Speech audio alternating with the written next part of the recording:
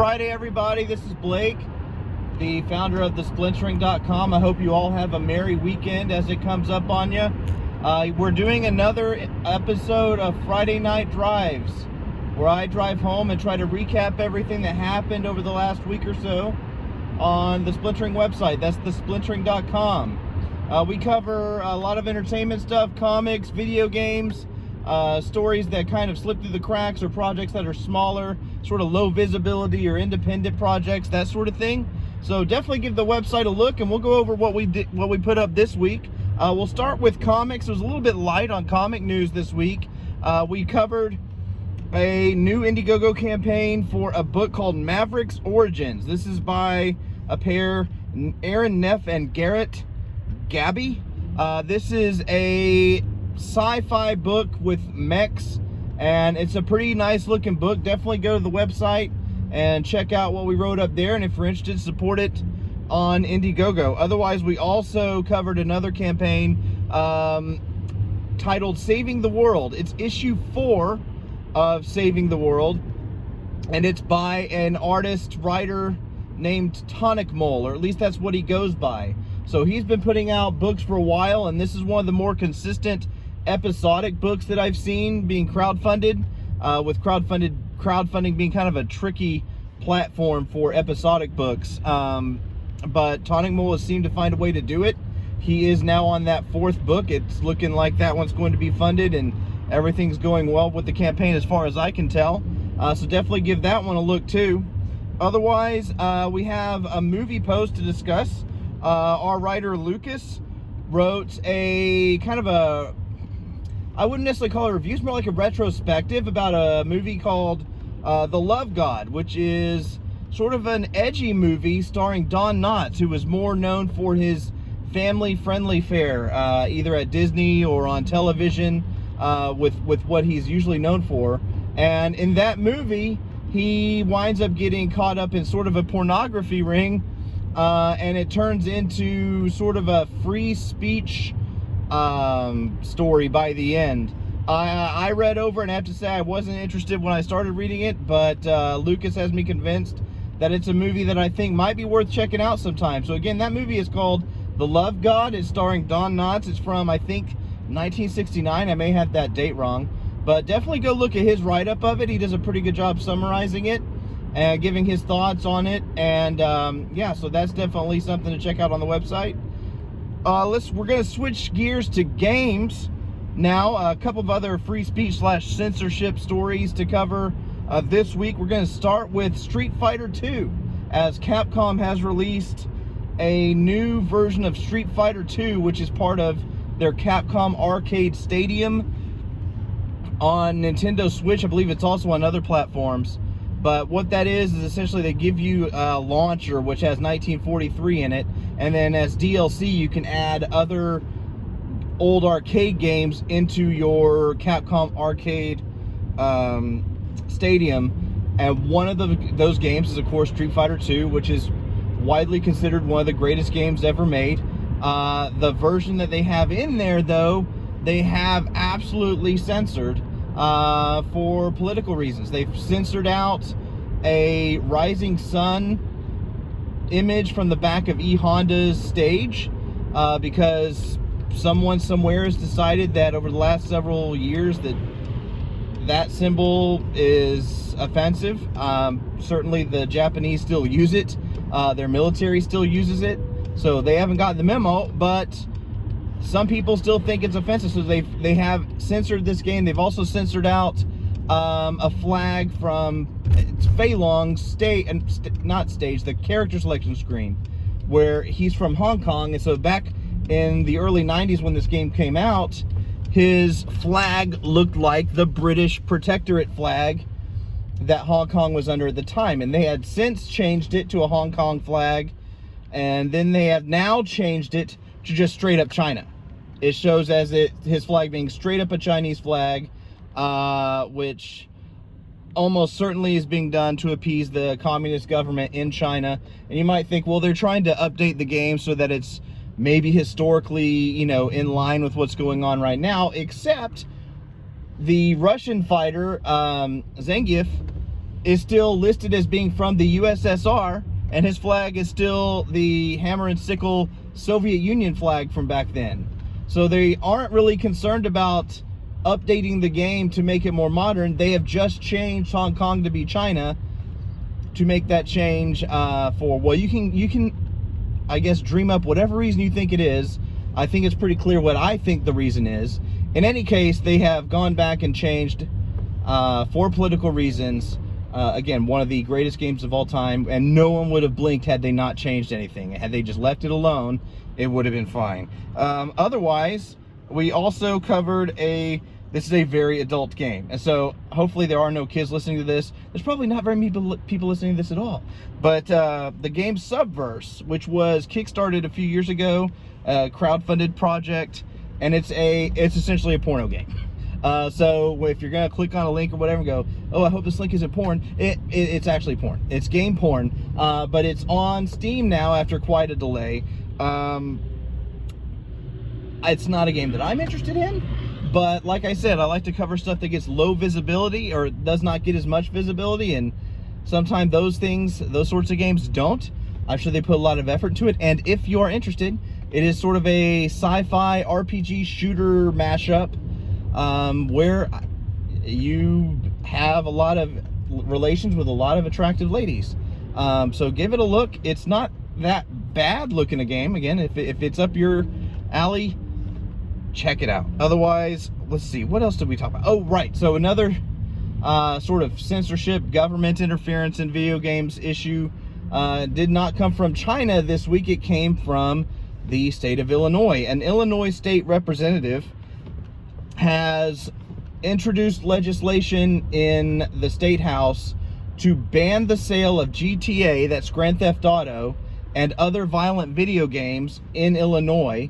And this is in an effort to try and respond to a rise in carjackings, mostly in Chicago, but in Illinois, right?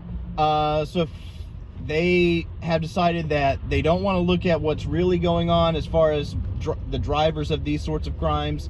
They'd rather blame it on a pretty usual scapegoat, in this case being games, and say that Grand Theft Auto is the reason why they're seeing so much increase in carjackings. And I think, as our article, or opinion piece rather, it's a little of both. It's a little of both. There's definitely a lot of opinion and editorializing at the end. But as it points out on the Splintering.com, if they were correct and that this was driving an increase in carjackings, Grand Theft Auto is popular everywhere. It's not just popular in Chicago. It's not just popular in Illinois. And so if it was a causal factor in what is happening, then you would see similar spikes everywhere where Grand Theft Auto is being sold and enjoyed by whoever it is that's playing it. And you're not. You're seeing it locally, in a local jurisdiction, meaning Illinois, or again, Chicago. And so there's something else at play. There's some other causal factor that they are refusing to that they're ignoring or refusing to look for. So definitely give our write-up there a look. We also, at the end, a lot of times with these sorts of stories, like to list a lot of resources that you can look at as far as the scientific studies that show no link, or they fail to show a link between video game play and violence. Either it's violent video games and violent tendencies or aggressive behaviors. All the university studies, we found a lot of them, although we didn't do an exhaustive search. We found plenty of them, and they're all linked at the bottom. So if anyone ever comes to you and says, that's not true, you can go to our stories on this sort of subject and find a lot of those resources, boom, boom, boom, boom, boom, and throw them at them. Say, well, you know what? You know, Massey University says this. This joint study says this. And it's all pretty consistent that there is not a link. Or if there is one, no one has failed to show it, between video game violence and violence in the real world. Anyway, so we're going to go back to Street Fighter at the end of the week for our last story before we cut off here. But it's not really a straight up Street Fighter story. It's a story about another game called Fortnite getting Street Fighter character skins. The game received a skin for both Ryu, who is kind of considered the main character of the Street Fighter series for those who might not know, and then also Chun Li, who is the the leggy, sexy, I would call her the original waifu of the video game world. So both those skins launched this week, and people seem to be pretty happy with what I'm seeing online as far as that Chun Li skin goes. It's definitely an attractive build. I mean, she's an athletic woman, and she's always been portrayed in the Street Fighter games as an athletic woman, and her strength is definitely in her legs. And the model that they have in Fortnite doesn't seem to shy away from that. She's completely on model in that game as she would be in, say, like Street Fighter Alpha, which is pretty clear when you look at her in that Street Fighter Alpha costume. So pretty much all we did is we found some of the best pictures of that costume, whether it be in-game shots of people playing or just stills of people snapping a screenshot of the skin screen and the poses and the dances and all those sorts of things, and made a gallery out of it. The reason being because Epic has in the past pulled content that people screamed about, and despite the fact that from what I see, most people are very happy to see, you know, that Chun Li looks in this game to be represented with all her attractiveness. There are people that don't like the fact that there are attractive women in the world, or they're not even in the world. It's a fictional character, that a fictional character would be represented as attractive. If this was a, you know, massive hulking land whale in spandex, no one would care. You know, it doesn't matter if it's a man or a woman, but the fact that it's an attractive, shapely, athletic woman in spandex, there are a few people that are freaking out, going, maybe it's a kid's game. Well, yes, maybe kids play it, but it's actually a game that's rated teen. It has always been rated teen by the ESRB, meaning 13 and up. And the fighting game, Street Fighter, all those games have always been rated teen for 13 and up, and it's completely on model. So if your beach is acceptable for your kids under 13 to go to, then certainly this game is going to be acceptable for your kids to play, or at least it will be as far as Chun Li's model goes. So we don't understand the outcry on it, but like I said, Epic Games, who are the people that are responsible for the Fortnite game itself, they have made changes and sort of bent the knee to the moralist crowd before, and so it's quite possible they might do so again, which is another reason we decided to collect some of these images now. Not that they would go through the internet and scrub them, but it's at least a nice repository to go and either celebrate it or remember it, and if they decide to pull it down. That's really it. That's what we... Oh, there's one more thing I want to mention before I go, for everyone watching. We still have the Heroinberg contest going. For those of you who aren't following, the Heroinberg review that we wrote last week or 2 weeks ago for the second issue of the Heroinberg comic, as part of that, we were given a t-shirt and sticker pack to give away to one of our readers, and you can do that in 3 ways. You can go to the website, thesplintering.com, find our Heroinberg review, and leave a comment there in the comment section. You can retweet the comments, retweet the contest tweet on Twitter, or you can, I think it's called Remind, basically repost that same contest entry on Minds if you're on Minds.com and agree that Twitter kind of sucks. So those are the 3 ways you can enter to win. Right now we don't have a lot of entries, so your odds are pretty good of getting it. So again, it's a t-shirt and 3 stickers that are were provided to us by the Heroinberg comic book and web series folks. So definitely take a look at that if you're interested in getting free stuff. Otherwise, that pretty much wraps it up for this Friday night drives. I seem to have survived the drive for the most part so far.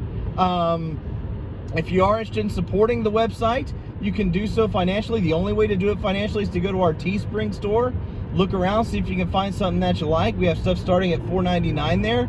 Otherwise, if you're interested in joining the Splintering as a contributing writer, then go to our Writers Wanted tab on the top of our website and look through there and send us a message if you're interested in contributing. Otherwise, if you just want to give us sort of a a pat on the back and support us in other ways, follow us on social media. The links for our social media accounts should all be in the description below. Share our stuff. We definitely appreciate it. And of course, all of the YouTube stuff that people on YouTube are supposed to say, you know, like, share, comment, all that sort of thing. We do appreciate it. Have a nice week.